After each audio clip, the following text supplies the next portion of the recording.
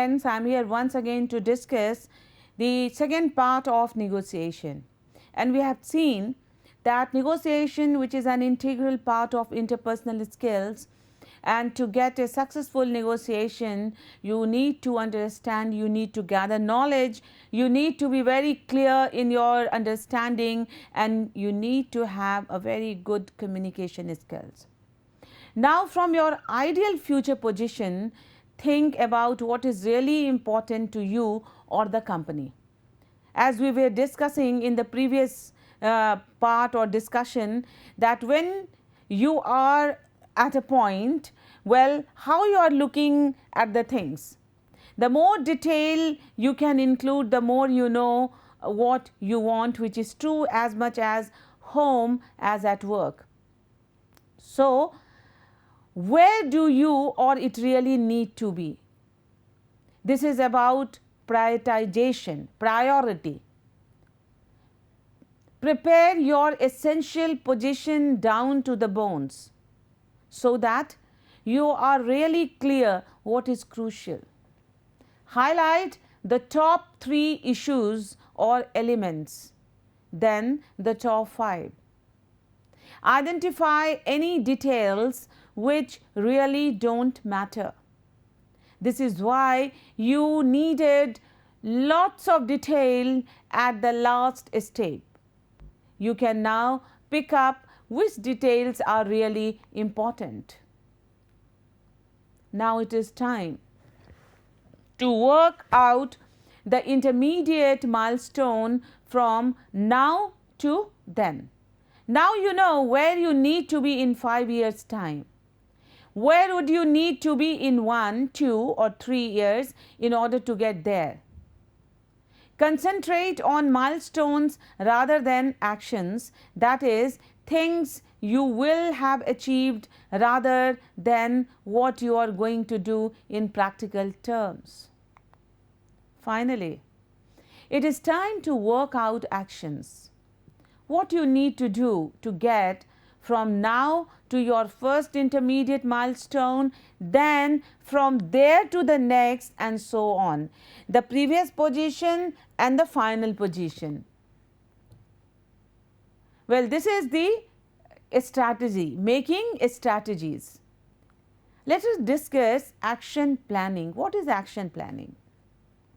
Action planning is the process of turning your strategy and goals into action, taking your ideas and planning how to make them reality.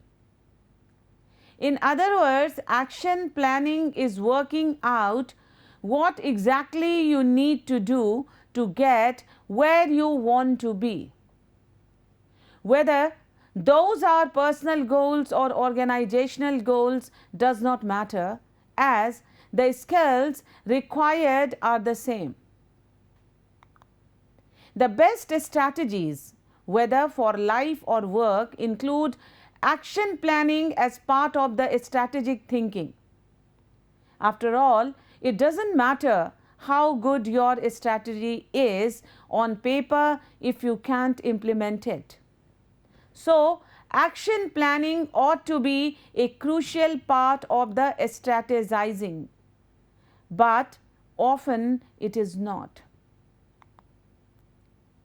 If the process of negotiation breaks down and agreement cannot be reached, then rescheduling a further meeting is called for.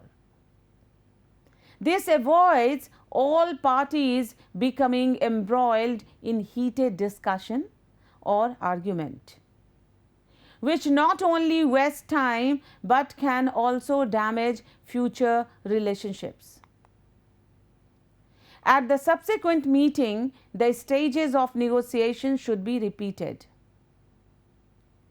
Any new ideas or interest should be taken into account and the situation looked at fresh. At this stage, it may also be helpful to look at other alternative solutions and or bring in another person to mediate. There are times when there is a need to negotiate more informally. At such time, when a difference of opinion arises, it might not be possible or appropriate to go through the stages set out above in a formal manner. But with the passage of time, everything modernized. Nevertheless, remembering the key points in the stages of formal negotiation may be very helpful in a variety of informal situations or position. In any negotiation, there are three important elements and likely to affect the ultimate outcome of the negotiation. What are these factors? Attitude, knowledge, and interpersonal skills. What do we mean by attitude? Attitude of a people, attitude of an organization, attitude of a group. All negotiation is strongly influenced by underlying attitudes to the process itself. For example, attitudes to the issues and personalities involved in the particular case, or attitudes linked to personal needs for recognition. The more knowledge you possess of the issues in question, the greater your participation in the process of negotiation. In other words, good preparation is essential. Why are negotiation skills important? That is a very important question. Why we discuss this term negotiation in such a detailed manner? Why can't we talk? If we know how to talk, if we have command over language, we can do that.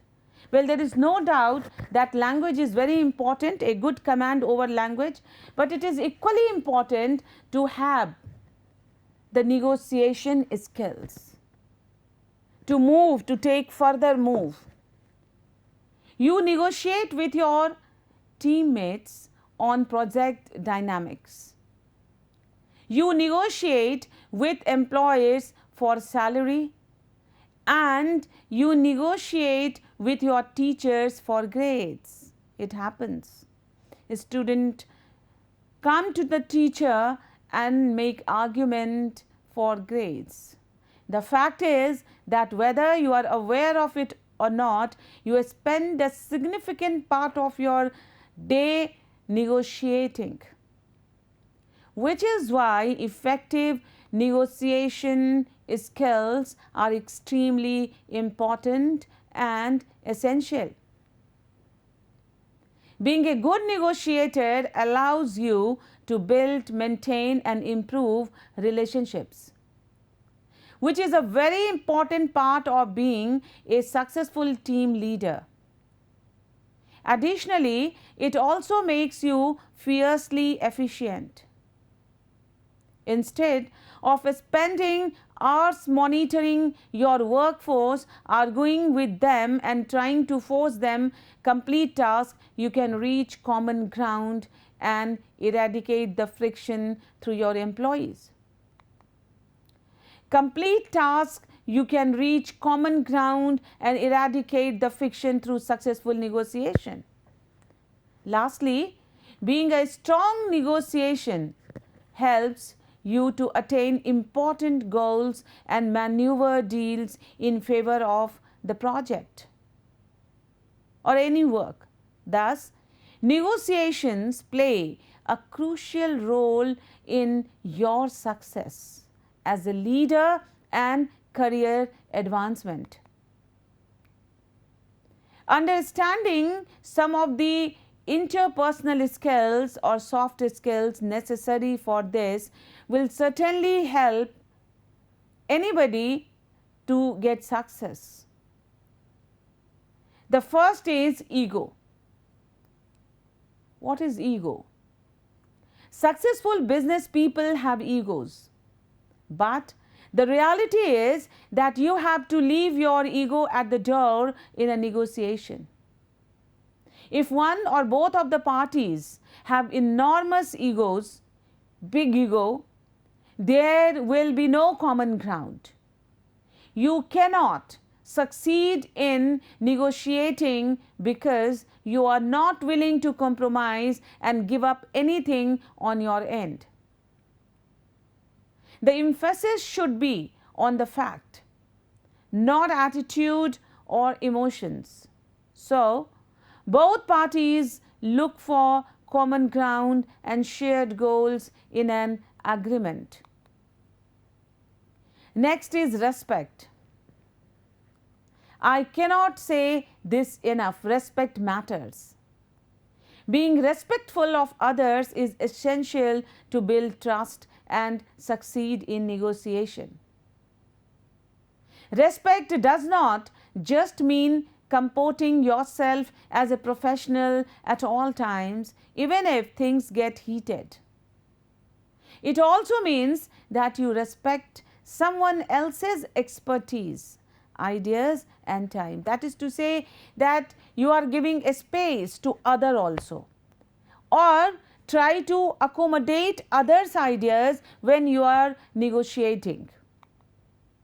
Having an attitude that signals to others that you are too important and you are not going to let others waste your time is not the right approach if you want a meaningful relationship. So, please take care of your attitude. Maintaining respect will always leave a good impressions. Even if the negotiation does not close the way you wanted it to. Then pragmatism. What is this? You have to be pragmatic, practical to see what the other side is trying to accomplish. If you are practical, you can place yourself in their shoes and understand their concerns. You will be able to negotiate properly, feeling that both parties are gaining from the experience. Pragmatism also serves to keep you humble so that you can be in a position to think through both sides of the issue in the inevitable moments that there is a disagreement. Creativity. Creativity and the ability to think on your feet are also essential interpersonal skills. And this is also very important for negotiation. So, you need to develop it to get a successful negotiation. Sometimes things may seem impossible or an impasse may occur, and this is when creativity is a necessary element of any negotiation. Stepping away from the situation, rethinking it and then moving back to the negotiating table can keep you and your partner in the game. One of the most critical aspects of developing a creative solution is to ensure that you obtain all the facts you get to a sticking point. Humor. If we talk of humor, it is very, very important. I can't tell you how many times in my career humor has helped me close a deal, particularly when things have gotten tough, even in personal life, in professional life. Humor can be used to gain someone's trust and also diffuse a tense situation. The reality is that people are drawn to a little fun, and for good reason. One of the benefits of humor is that it helps to relieve stress and make atmosphere light, comfortable, convincing. So, develop humor is very important. The more interpersonal skills you develop, the better your reputation as a top professional who earns people's trust and gets things done will be. The more your reputation executes win-win deals, which include respect, creativity, and yes, even humor, the more others will want to do business with you and seek you out. How do one develop negotiation skills? Again and again this question occurs.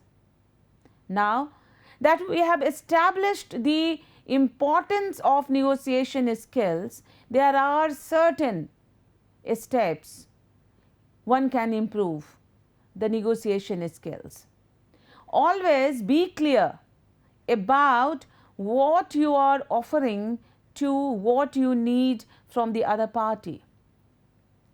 Be consistent while presenting your goals and expectations. Use effective communication skills and positive body language. That is to improve your attitude. Don't be selfish. Try to arrive at a mutually beneficial solution in case of conflicts. Develop a habit of remaining calm, professional, and patient during an argument. Always avoid passing on the blame to other people. Try to see what all went wrong from your side. That is to say that have this guts to take the risk. Be ethical and reliable. Do not try to take advantage of people by unethical practices. It takes a lot of time to earn respect as a negotiator, and it just takes a minute to lose it. Analyze and cultivate your partner. Capital B, capital A, capital T, capital N, capital A.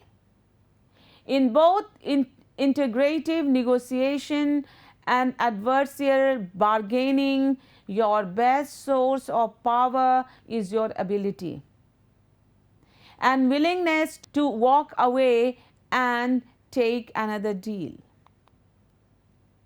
Before arriving at the bargaining table, wise negotiators spend significant time identifying their best alternative to a negotiated agreement or BATNA and taking steps to improve it. What is BATNA? BATNA is an acronym that stands for best, B for best, A for alternative, T for to, N for negotiated, A for agreement. So, it stands for best alternative to a negotiated agreement. It is defined as the most advantageous alternative that a negotiating party can take if negotiations fail and an agreement cannot be made. In other words, a party's BATNA is what a party's alternative is if negotiations are unsuccessful. The term BATNA was originally used by Roger Fisher and William Ury in their 1981 book entitled Getting to Yes, Negotiating Without Giving In. Build rapport. Although it is not always feasible to engage in a small talk at the start of a negotiation, particularly if you are on a right deadline, doing so can bring real benefits, research shows.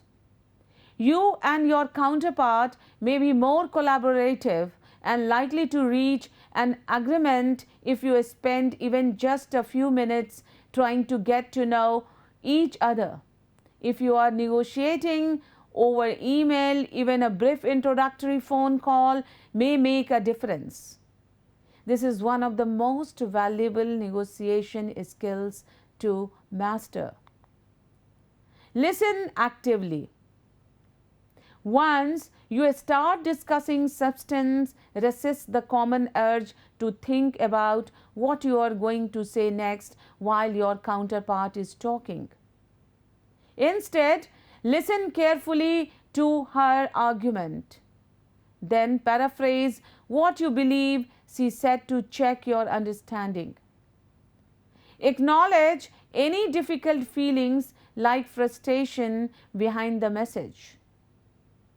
Not only are you likely to acquire valuable information, but the other party may mimic your exemplary listening skills. Ask good questions. You can gain more in integrative negotiation by asking lots of questions. Ones that are likely to get helpful answers. Avoid asking yes or no questions and leading questions such as don't you think? That's a great idea.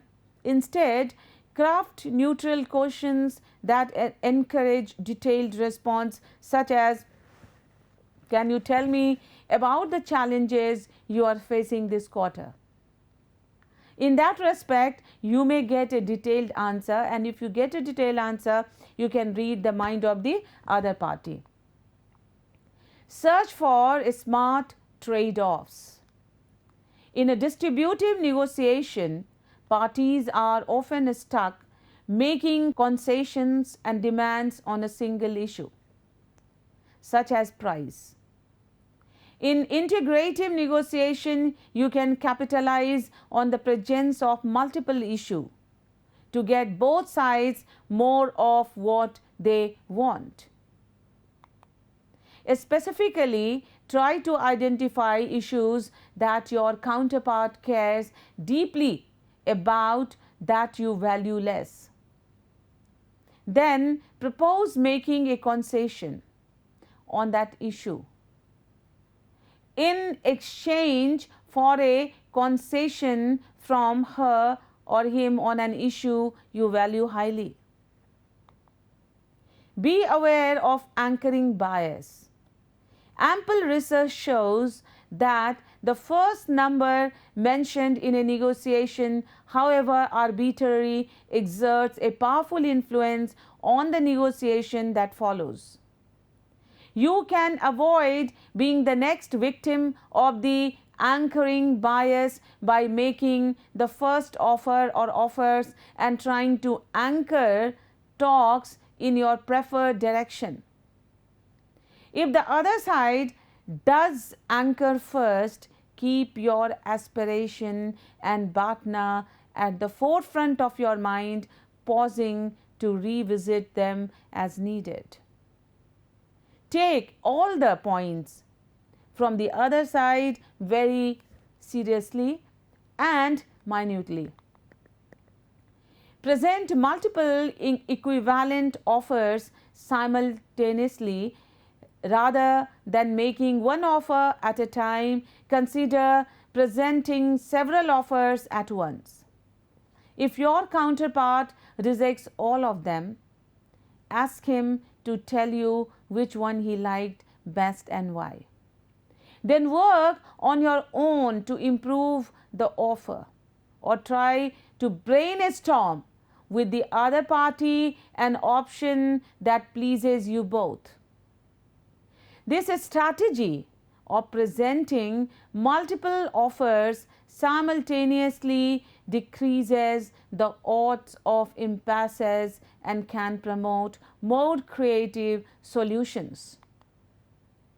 Try a contingent contract. Negotiators often get stuck because they disagree about how a certain scenario will play out over time. In such cases, try proposing a contingent contract, in essence a bet about how future events will unfold. For example, if you doubt a contractor's claim that he can finish your home renovation project in the 3 months, propose a contingent contract that will penalize him for late completion or reward him for early completion.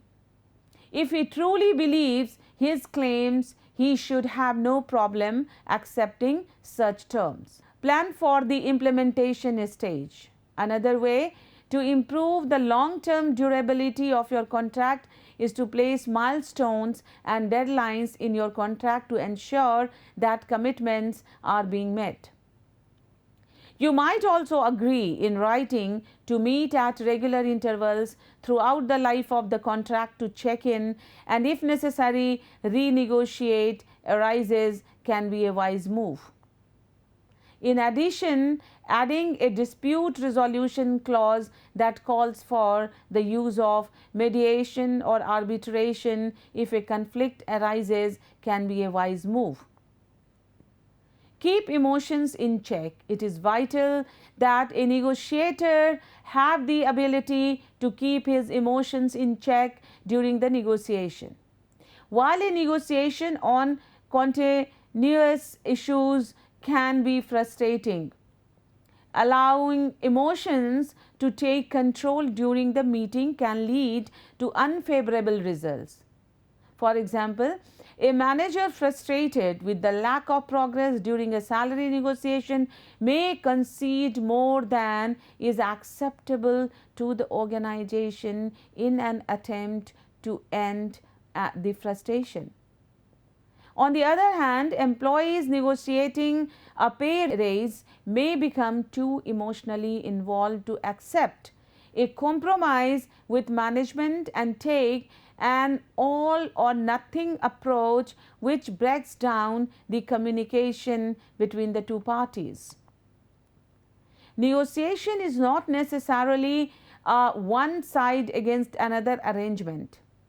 Effective negotiators must have the skills to work together as a team and foster collaborative atmosphere during negotiations. Those involved in a negotiation on both sides of the issue must work together to reach an agreeable solution. Individuals with negotiation skills have the ability to seek a variety of solutions to problems. Instead of focusing on his ultimate goal for the negotiation, the individual with skills can focus on solving the problem, which may be a breakdown in communication to benefit both sides of the issue. Ethical standards and reliability in an effective negotiator promote a trusting environment for negotiation. Both sides in a negotiation must trust that the other party will follow through on promises and agreements. A negotiator must have the skills to execute on his promises after bargaining ends. Effective negotiators have the interpersonal skills to maintain a good working relationship with those involved in the negotiation. Negotiators with patience and the ability to persuade others without using manipulation can maintain a positive atmosphere during difficult negotiation. Leaders with negotiation skills have the ability to act decisively during negotiation. It may be necessary during a bargaining arrangement to agree to a compromise quickly to end a stalemate. Negotiators must have the ability to communicate clearly and effectively to the other side during the negotiation. Misunderstanding can occur if the negotiator does not state his case clearly. During a bargaining meeting, an effective negotiator must have the skills to state his desired outcome as well as his reasoning. Effective negotiators must have the skills to analyze a problem to determine the interest of each party in the negotiation. A detailed problem analysis identifies the issue, the interested parties and the outcome goals. For example, in an employer and employee contract negotiation, the problem or area where the parties disagree may be in salary or benefits. Identifying the issues for both sides can help to find a compromise for all parties. Being seen as a great team motivator is typically key to moving up any company's organizational chart. Great leaders don't tell people what to do, they inspire them to do their best. Learning how and when to delegate tasks maximizes the efficiency of your team. As you garner more responsibilities within your organization, chances are delegating is going to be an increasingly important skill to have, especially for negotiator. Creating an illusion of control for the other party gives you an advantage in the negotiations. By asking questions like how or what, you let the other side engage their mental energy to find the right answer.